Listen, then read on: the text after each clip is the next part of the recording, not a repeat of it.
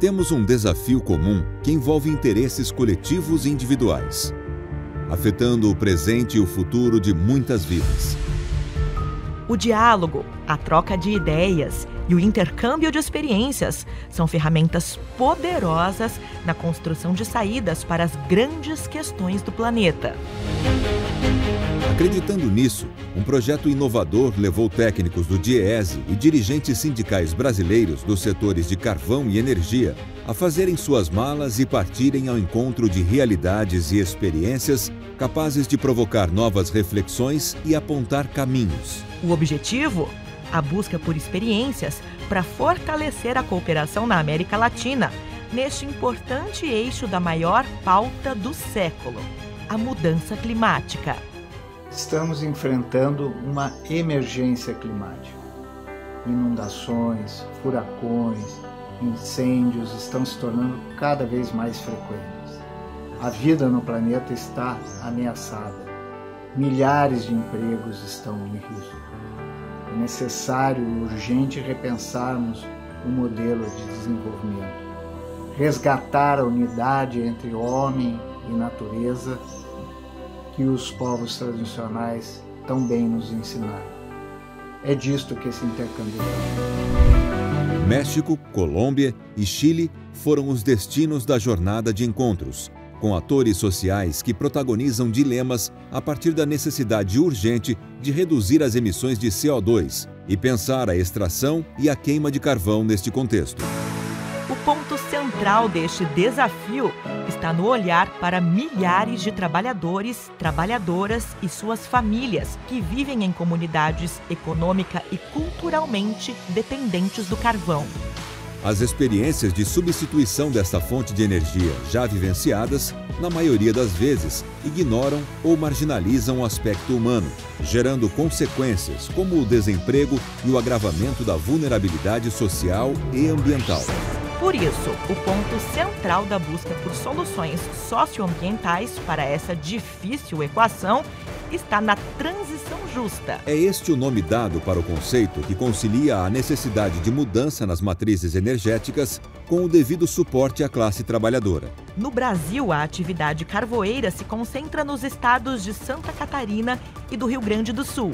Perto da fronteira gaúcha com o Uruguai está a cidade de Candiota, onde a mineração e o carvão desempenham um importante papel socioeconômico. Lá foi também o ponto de partida de um dos companheiros que integrou o intercâmbio pelo continente na construção de caminhos para a transição justa. Candiota está passando por um processo que deixa muito ansioso ou ainda com algumas incertezas, tanto trabalhadores do carvão, quanto produtores de energia elétrica, quanto as duas fábricas de cimento que existem na cidade, cimento este que vem oriundo das cinzas do carvão em boa parte de suas produções. Situações como esta, ou ainda mais delicadas, foram relatadas em todos os pontos de parada do projeto. No México, a comitiva brasileira se reuniu com lideranças de 5 diferentes organizações. Em um contexto de forte pulverização da ação sindical, há pouco diálogo e entendimento entre representações dos trabalhadores e organizações ambientais. Embora o governo mexicano seja o único comprador do carvão, a exploração do minério é realizada por empresas privadas. Os relatos dão conta também de condições extremamente precárias de trabalho, que reforçam a memória de tragédias, como a da mina Pasta de Conchos, onde em 2006, 65 trabalhadores morreram após explosão provocada por acúmulo de gás metano. Seus corpos ainda não foram resgatados. A comitiva conheceu ainda a experiência da ONG Mulher e Meio Ambiente, pioneira, relevante e avançada na discussão da transição justa pela inclusão integral da perspectiva de gênero. O fato é que as mulheres apoiam todo o trabalho da mineração com o trabalho reprodutivo, com o trabalho de cuidados dos filhos, dos familiares e da casa. O trabalho em mineração, ele é largamente feito em turnos. Ao ser feito em turnos, implica que você fica com os homens fora do domicílio durante muitas horas ao longo de um dia. O que nós aprendemos com a ONG Mulher e Meio Ambiente do México é que mesmo com a participação da mulher sendo muito pouca diretamente, quando a gente vai trabalhar a questão do carvão com vistas a uma transição energética justa, é preciso incorporar a perspectiva de gênero, não apenas de forma finalística, não só quando você olha para o resultado final do trabalho, ou como uma coluna em que você desenvolve alguns itens pensando a questão de gênero. Essa perspectiva deve participar de todo o processo. Uma das formas de afetação das mulheres em uma transição que não as pense desde o início é que, ao fecharem as minas, ao os homens perderem os trabalhos nas minas, essas mulheres elas ficam muito mais sobrecarregadas, porque além do trabalho de cuidados, elas também vão ser necessariamente lançadas à necessidade de atividades produtivas, aquelas que são diretamente remuneradas. Depois do México, a viagem da comitiva brasileira pela transição justa desembarcou na Colômbia. A organização sindical articulada por ramos mostrou-se mais eficaz, resultando, inclusive, na articulação de grupo técnico e político para tratar do assunto nos setores da mineração, do petróleo e da energia. Ainda assim, são enormes os desafios no país, onde persistem traços da violência política e das consequências pela entrega da exploração do carvão ao setor privado. Recentemente, um grupo multinacional devolveu inesperadamente ao Estado os títulos de 2 minas de carvão, deixando desamparados trabalhadores, trabalhadoras e suas famílias. Relatos de práticas antissindicais também foram recorrentes, incluindo a dificuldade de acesso de dirigentes para atividades de fiscalização nos locais de trabalho. O encontro com a comunidade da zona mineira La Raguada e Biricó foi um dos momentos mais marcantes da viagem. Ainda na Colômbia, o grupo chegou próximo à área da mineração que antes era explorada para a agricultura. A mudança resultou na necessidade de maiores importações de alimentos para a região. Outro ponto comum foi a identificação de processos de degradação ambiental e intensos impactos a comunidades, inclusive no que se refere à saúde humana. Com o Centro de Estudos do Carvão, a comitiva contou com a recepção e informações da companheira Victoria Avendano, da CUT, que desenvolve importante trabalho no estado Valledupar. Entre as 5 agendas do grupo brasileiro na Colômbia, constou o encontro com dirigentes da CUT no país. A entidade possui uma extensa pauta de reivindicações sindicais e nutre boas perspectivas sobre o tema da transição justa. No Chile, a comitiva de dirigentes sindicais e técnicos do DIEESE também esteve com lideranças locais da CUT y de otras 5 organizaciones. Creemos que la transición justa tiene que ser con participación de las y los trabajadores, porque son los más importantes, son los que han entregado su vida para que estas empresas crezcan, pero hoy que necesariamente se tienen que cerrar, tienen que también tener su justa retribución.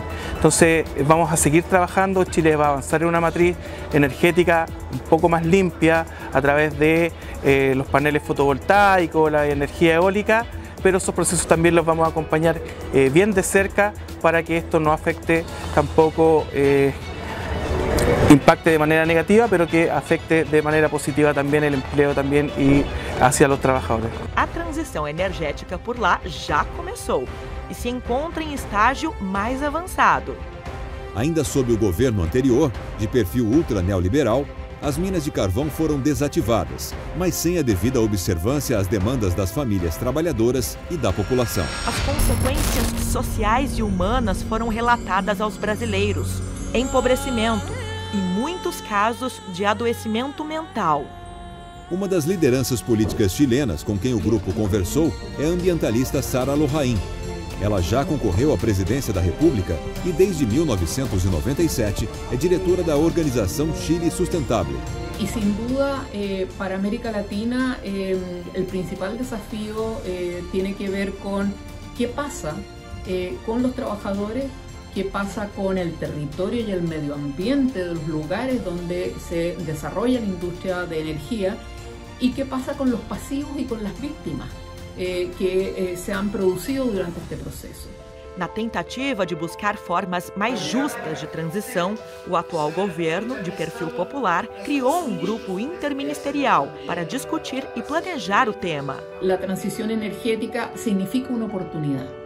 Claramente va a haber un cambio en qué se va a trabajar, pero creo que es una ganancia, sin duda, es una ganancia desde trabajar en una industria contaminante a nivel local, que está enfermando a los trabajadores, que está degradando el medio ambiente, que está afectando a las familias de los trabajadores. Claramente es una tremenda oportunidad ir de un trabajo en una industria contaminante, como hoy día, por ejemplo, es el carbón, hacia una industria de energía, por ejemplo, basada en el sol, el viento, geotermia, la energía mareomotriz, etc. Yo creo que ahí hay una primera ganancia, una primera oportunidad para los trabajadores.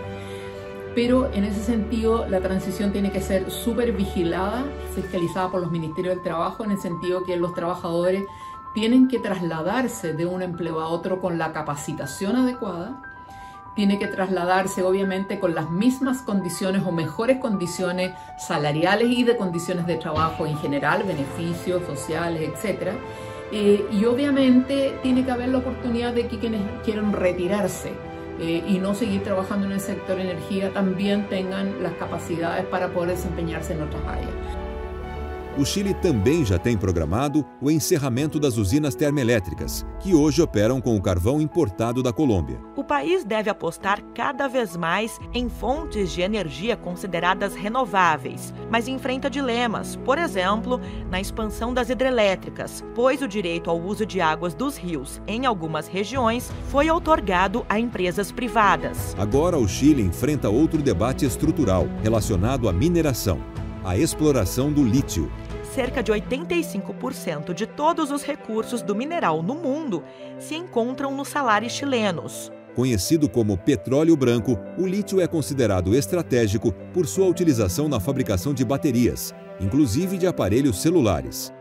A comitiva brasileira dialogou com representantes do movimento Lítio para o Chile, formado por acadêmicos, sindicatos e outras organizações da sociedade civil. Este grupo defende pautas para que a exploração do lítio se dê a serviço do país, com menos riscos para o meio ambiente, respeitando as comunidades e com valor agregado a partir do desenvolvimento científico e tecnológico junto a pesquisadores, pequenas e médias empresas. Os desafios são muitos, mas se por um lado a precarização nas relações de trabalho e os baixos índices de organização e de sindicalização são entraves, a conjuntura macropolítica é promissora. O Brasil, o Chile, a Colômbia e o México estão em 2023 com governos democraticamente eleitos, mas alinhados tanto com a classe trabalhadora quanto com a pauta ambiental. E em todos esses casos, houve o rompimento de ciclos ultraneoliberais de governos descomprometidos com as questões social e climática e com a soberania nacional. Por isso, é fundamental fortalecer a organização em todas as instâncias, desde o local de trabalho até a cooperação internacional, para que o anseio pela transição justa se torne ponto concreto de luta e de conquistas. Planejar. Transformar. Dialogar. Substituir. Inovar. Cooperar.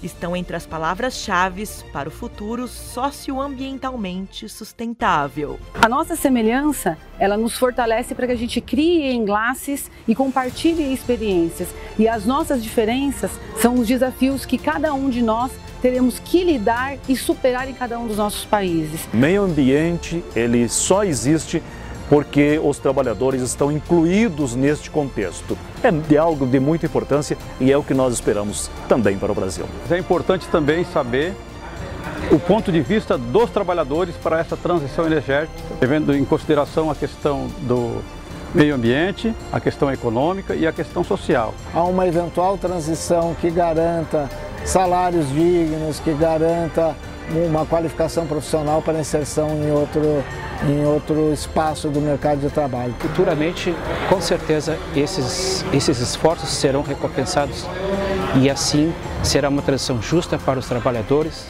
para o meio ambiente e para todos. Descarbonizar o mundo, descarbonizar para continuar vivendo nesse mundo, para continuar promovendo essa coletividade que é viver em natureza, que é viver em comunidade, mas, mais do que isso, viver com dignidade, viver com direitos, viver com solidariedade. E é essa luta da transição justa, que essa transição se dê com a defesa dos nossos direitos e mais ainda com a conquista de novos e importantes direitos para as trabalhadoras e trabalhadores.